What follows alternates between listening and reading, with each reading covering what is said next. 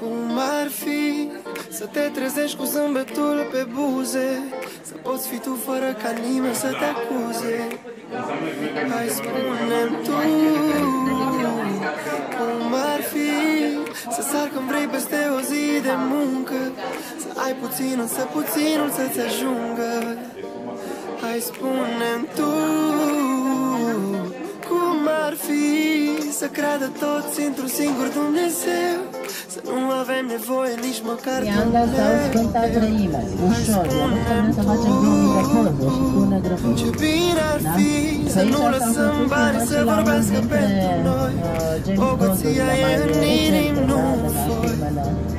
Spui că sunt, spui că sunt un visător, dar lasă-mă așa, te rog, nu mă schimba. Visător, e bine lumea mea.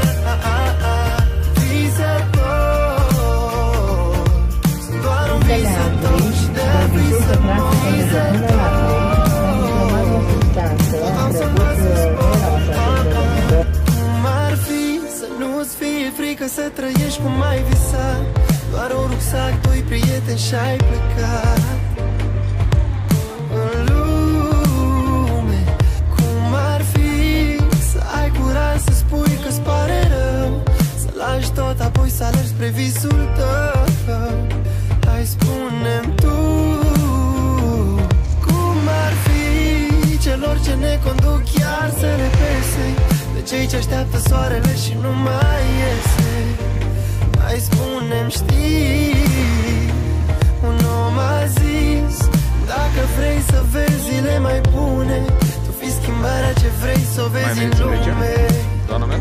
Spui că sunt, tu spui că sunt un visător, dar lasă-mă așa, te rog, nu mă schimba. Visător,